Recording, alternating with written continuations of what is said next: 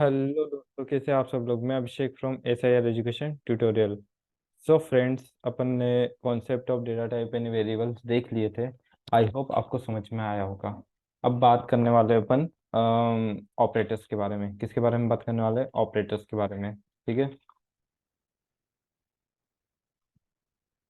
तो ऑपरेटर्स क्या होते हैं? ऑपरेटर्स क्या करते हैं कि एक मैथमेटिकल और लॉजिकल टास्क परफॉर्म करते हैं। किसके बीच में? ऑपरेंड्स के बीच में। Operator is use to perform a mathematical and logical task. किसके बीच में? बिटवीन द ऑपरेंड्स, ऑपरेंड्स के बीच में। ठीक है। अब सर, ये ऑपरेंड्स क्या होते हैं भाई? हम इतना सब कुछ पढ़ लिया, ऑपरेंड्स नहीं पढ़ा अभी तक। तो ऑपरेंड्स आपके वेरिएबल्स होते हैं। क्या होते हैं? वेरिएबल्स। ठीक है। अपन यहाँ पर ऑपरेटर्स के टाइप्स पढ़ेंगे।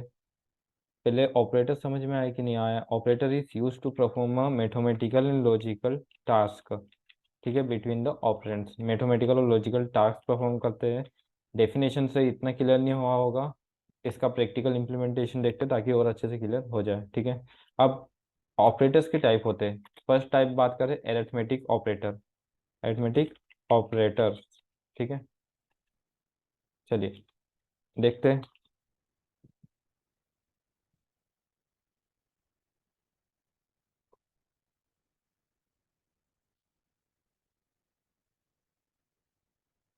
देखिए, अब मैथमेटिकल ऑपरेटर क्या करेगा?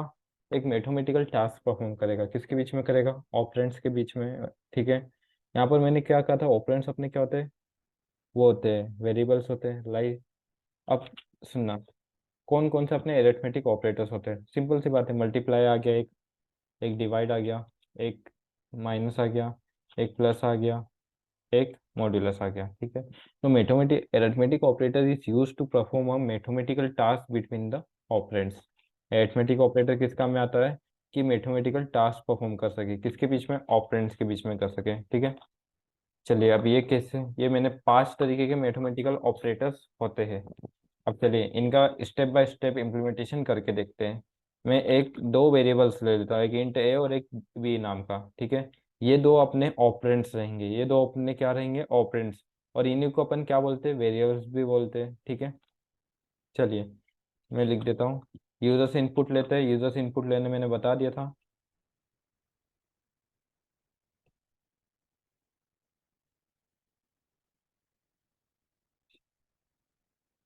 ठीक है। अब देखिएगा, मैंने लाइन चेंजर के लिए आपको एंडल बताया था, बट कभी आप डबल इन्वर्टेड कोमा के इधर लाइन चेंज करना चाहते हो तो आप स्लेस एन भी लगा सकते हो।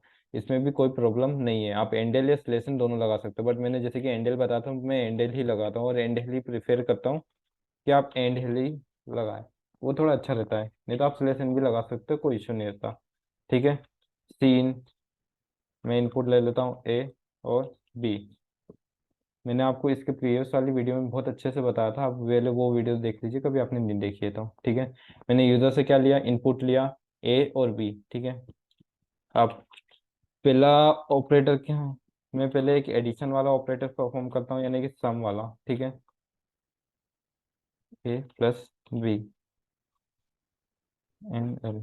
सुनना, ये अपना क्या है? ऑपरेटर है, और ये क्या है? ऑपरेंड्स है। और इनके बीच में मैं क्या कर रहा हूँ? मैथमेटिकल टास्क परफॉर्म कर रहा हूँ। इसी को अपन अरिथमेटिक ऑपरेटर करते हैं कि किसी भी ऑपरेंड्स के बीच में कभी कोई अपन मैथमेटिकल टास्क परफॉर्म करते हैं तो उसे अपन अरिथमेटिक ऑपरेटर बोलते हैं। तो देखिए, ए प्लस बी कितना होगा? मतलब मान लो ए और बी की आप कोई भी वैल्यू लेते हो। तो ए मैंने मान लो 4 लिया, ए मैंने क्या ले लिया? 4 ले लिया। और बी मैंने क्या ले लिया? 5 ले लिया। तो इनका सम कितना आएगा? 9 आएगा। ए मैंने 4 ले लिया और बी मैंने क्या ले लिया? 5 ले लिया। तो इनका सम क्या आएगा? 9 आएगा। ठीक है। और वही अपन को मैथमेटिकल ऑपरेटर्स प्रोवाइड कर देगा। बस यही है इसका काम, और ज़्यादा कुछ नहीं है। बस आपको बताना था कि ये टॉपिक है इसलिए। अब मल्टीप्लिकेशन की बात कर ले तो ए इंटू बी आ जाएगा। ठीक है। एंडल आउट इफ की बात कर लेते हैं। ए divided by B एंडल।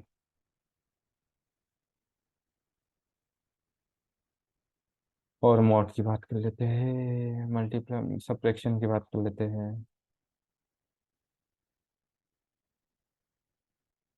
A minus B एंडल और मॉड की बात कर लेते हैं।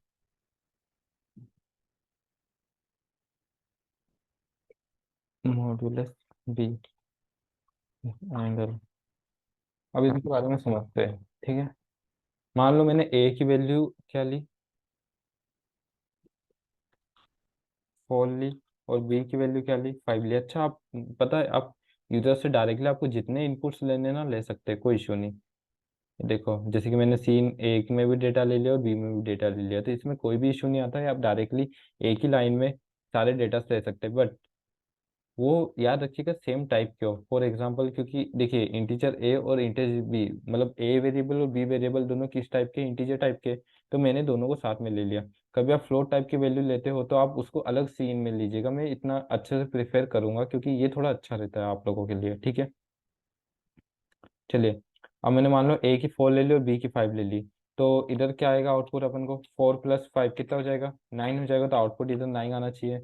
इसमें क्या आ जाएगा, 4 × 5 कितना हो गया, 20 हो गया। और इसमें 4 ÷ 5 5, तो 4 ÷ 5, ठीक है।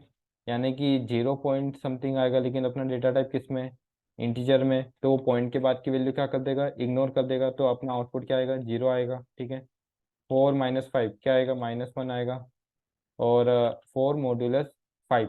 अब ये 4 मॉड्यूलस 5 का कॉन्सेप्ट समझिएगा कि आप 4 A डिवाइडेड बाई बी करोगे तो आपको कोशेंट मिलता है, और A मॉड्यूलस बी करोगे तो आपको हमेशा रिमाइंडर मिलेगा। क्या मिलेगा, रिमाइंडर मिलेगा। आइए देखते हैं पहले इसका आउटपुट, ताकि आपको अच्छे से समझ में आ जाए।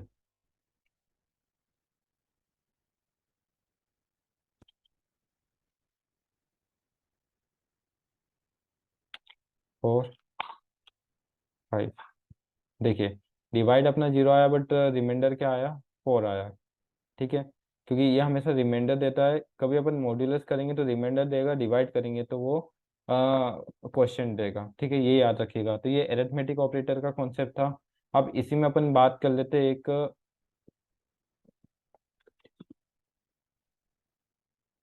ऑपरेटर होता है। हम्म, तो एक बात करते हैं लॉजिकल ऑपरेटर की। अब ये क्या काम करता है, लॉजिक डेवलप करने का काम करता है।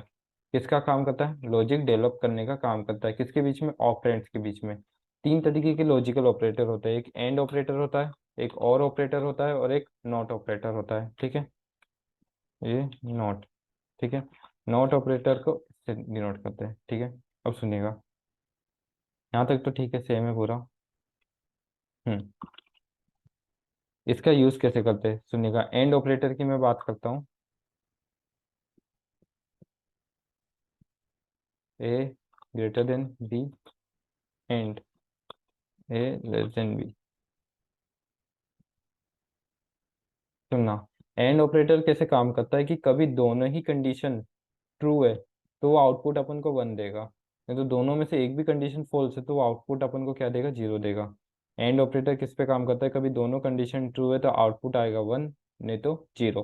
तो एंड ऑपरेटर में अपन को दोनों कंडीशन ट्रू होनी चाहिए, जैसे कि मैंने यहाँ पर A < B किया है, और मैंने फिर यहाँ पर क्या किया था कि A < B है, मतलब A B से बड़ा भी है और A B से छोटा भी। मैंने यहाँ दो कंडीशन रखी है। अब एंड ऑपरेटर क्या बोलेगा कि मेरी दोनों कंडीशन ट्रू होनी चाहिए, बट एट अ टाइम यहाँ पर या तो ए बड़ा हो सकता है या छोटा हो सकता है, ठीक है। यहाँ पर यानी कि एक ही कंडीशन ट्रू होगी, तो यहाँ पर आउटपुट क्या आएगा अपने को, 0 आएगा, ठीक है। अब आउट किसकी, और ऑपरेटर की बात करते हैं, ठीक है। तो और ऑपरेटर क्या बोलता है कि भाई मेरी दोनों में से कभी एक भी कंडीशन ट्रू है तो मैं चल जाऊंगा, जैसे कि मैंने यहाँ पर यही कंडीशन दी है, A < B और एक A < B, ठीक है। तो या तो A B से बड़ा हो सकता है या छोटा हो सकता है, राइट। या तो A B से बड़ा हो सकता है या छोटा हो सकता है, यानी कि दोनों में से एक कंडीशन तो मेरी ट्रू होगी, तो मेरा आउटपुट क्या आएगा, ट्रू आएगा। और ऑपरेटर यही बोलता है कि भाई मेरे दोनों में से कभी एक भी कंडीशन ट्रू है ना, तो मैं आउटपुट ट्रू ही दूंगा, कोई दिक्कत नहीं है मुझे कि भाई तेरी एक भी कंडीशन फॉल्स है तो मुझे उससे कोई मतलब नहीं, हाँ ट्रू है ना एक कंडीशन, ठीक है मैं चल जाऊंगा तेरे लिए, कोई दिक्कत नहीं। अब नॉट ऑपरेटर की बात कर लेते हैं। नॉट ऑपरेटर क्या बोलता है कि वो आउटपुट को ही चेंज कर देता है। वो क्या कर देता है, आउटपुट को चेंज कर देता है। फॉर एग्जाम्पल मैं और ऑपरेटर का एग्जाम्पल लेता हूँ, यहाँ पर आउटपुट अपन को क्या होना चाहिए, ट्रू आना चाहिए, क्योंकि दोनों ही कंडीशन, दोनों में से क्या होगी, एक कंडीशन तो ट्रू होगी, ठीक है। बट नॉट ऑपरेटर उसके आउटपुट को क्या कर देगा, चेंज कर देगा। कभी आउटपुट ट्रू आ रहा है तो उसको फॉल्स कर देगा, और आउटपुट फॉल्स आ रहा है तो उसको ट्रू कर देगा, ठीक है। चलिए इसको चला के देखते हैं। मैंने लिया 45 और 25। देखिए एंड ऑपरेटर जीरो आ रहा है, और ऑपरेटर वन आ रहा है, और फिर नॉट ऑपरेटर जीरो आ रहा है, ठीक है। आई होप आपको ये समझ में आया होगा। और भी होते हैं कंडीशनल, एक कंडीशनल ऑपरेटर होता है, एक इंक्रीमेंट डिक्रीमेंट ऑपरेटर होता है, ठीक है। उनके बारे में भी अपन बात करेंगे, ठीक है। अब बात करते हैं इंक्रीमेंट डिक्रीमेंट ऑपरेटर की, कि इंक्रीमेंट डिक्रीमेंट ऑपरेटर क्या होता है। चलिए।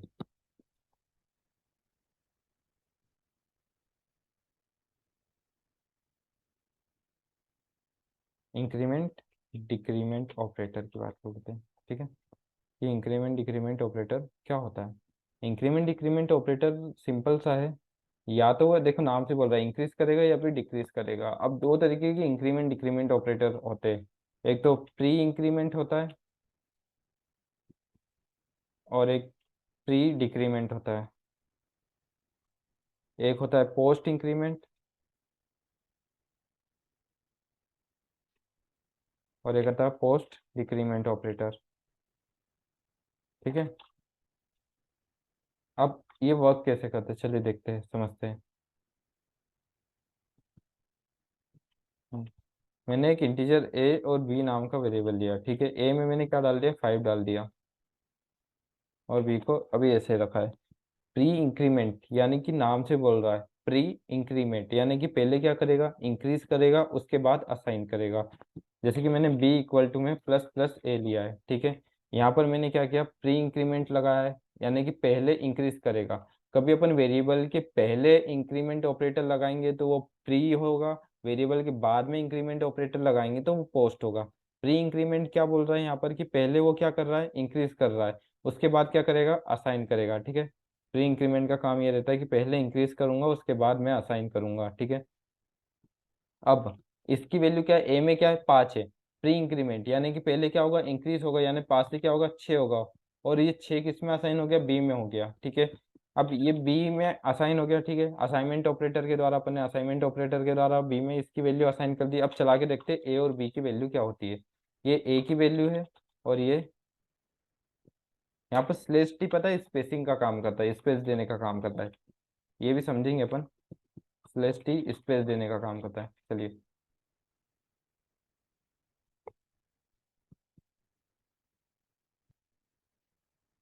6 6। अब सुनिएगा वर्क कैसे किया। मैंने क्या लगा था, प्री इंक्रीमेंट लगा था। ए के पास क्या था, 5 था। प्री इंक्रीमेंट आने पहले इंक्रीज करेगा, यानी 5 से क्या हो गया, 6 हो गया। और वो 6 उसने बी में असाइन कर दिया, लेकिन ए की खुद की भी वैल्यू बढ़ी है ना। ए क्या था, पहले 5 था, और 5 से क्या हो गया, 6 हो गया, और वो 6 ए के अंदर स्टोर हो गया, ठीक है। अब यहीं पे मैं कभी बात कर लेता हूँ प्री डिक्रीमेंट की। प्री डिक्रीमेंट क्या करेगा, पहले डिक्रीज करेगा, उसके बाद क्या करेगा, असाइन करेगा। यानी कि इसकी 5 वैल्यू है, 5 से क्या हो जाएगी अब, 4 हो जाएगी। हमेशा एक से बढ़ाएगा या एक से घटाएगा, प्री इंक्रीमेंट प्री डिक्रीमेंट यानी पोस्ट इंक्रीमेंट पोस्ट डिक्रीमेंट, हमेशा हम क्या होगा, एक से बढ़ाएगा एक से घटाएगा, ठीक है। यही काम चलता है इनमें, ठीक है। अब बात कर लेते हैं पोस्ट इंक्रीमेंट पोस्ट डिक्रीमेंट, ओ प्री डिक्रीमेंट की बात कर लेते हैं।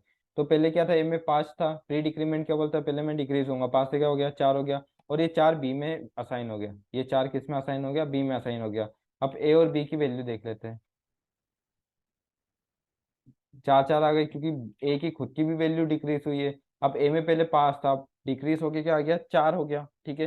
तो ए में 4 आ गया, और यही जो 4 वैल्यू है वो किस में मैंने असाइन कर दी, बी नाम के वेरिएबल में मैंने असाइन कर दी, ठीक है।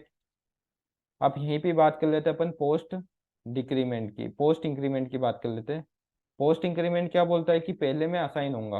भैया मैं तो पहले असाइन होऊंगा, उसके बाद इंक्रीज या डिक्रीज होऊंगा, कुछ भी लगा लो।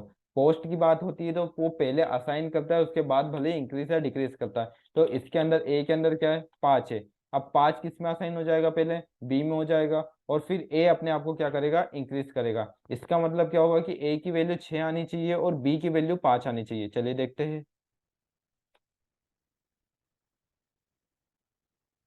ऐसा ही हुआ है, ए की वैल्यू क्या आई है, 6 आई है, और बी की वैल्यू क्या आई है, 5 आई है। क्यों आई है? क्योंकि ए ने अपने आप को पहले पहले क्या किया, ए ने अपने आप को असाइन किया। पोस्ट इंक्रीमेंट क्या बोलता है कि पहले मैं असाइन होऊंगा उसके बाद इंक्रीज करूंगा।